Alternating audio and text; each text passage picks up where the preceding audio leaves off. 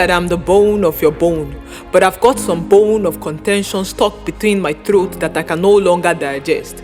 It is written, husband, love your wife just as Christ loved the church and gave his life for it. Dear husband, the only time I see you express love is when your favorite football club wins. You show more love to your football club than you show to me, and like a bench football player, our love no longer match. Dear wife, your hands have grown cold that you can no longer hold your household. Little wonder your hands are now shaking like you've got a Pakistan disease. You are not firm at all. The only time you are firm is when you want to be a feminist. I can affirm to this. You say like a bench football players, our love no longer match. How can our love match? When each time you make your pitch, you keep kicking against your husband like your husband is a ball.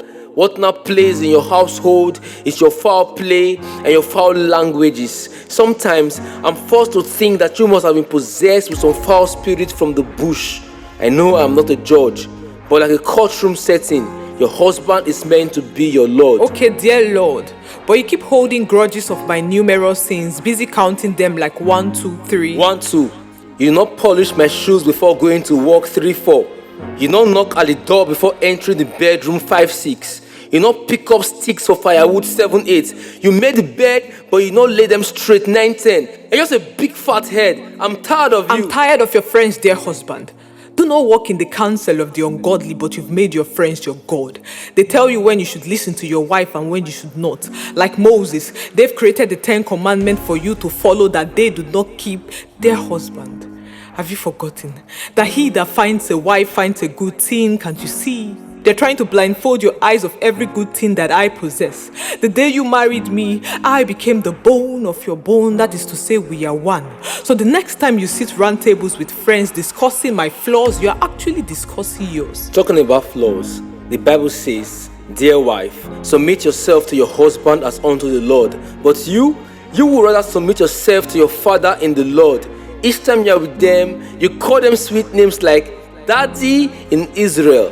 But when you come home, all you do is to call me by the name of my first son, Papa Stanley. That's because I thought I had the keys to your heart, but it seems like you have changed the key holder.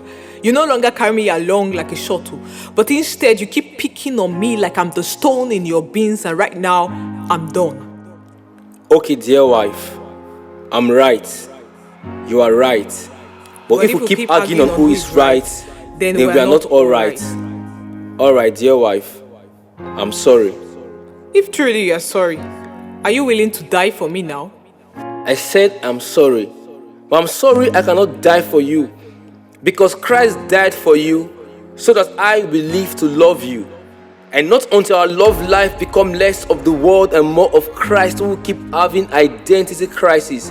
For in the Garden of Gethsemane, Christ conquered death by his death so that we will receive the blessings of immortality. So in an unhealthy relationship, instead of us to break down, we break up. So break up with your relationship with the flesh to have an unbroken relationship with the spirit that gives life to all flesh. I'm talking about the spirit of Christ. For it is the perfect definition of love. For he loves us enough to make sure that we are enough for him.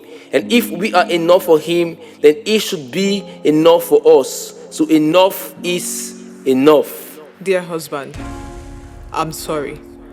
I'm sorry for letting my emotions ride on me like a broken truck with failed brake, making my mind and my spirit speak in different tongues like the Tower of Babel. But now I understand. I understand that as believers of Christ, our marriage is not a matter of will it work. For I remember Christ who has walked. So let us allow Christ be involved in the process of the walk out, because our work is not to control God, but to believe God.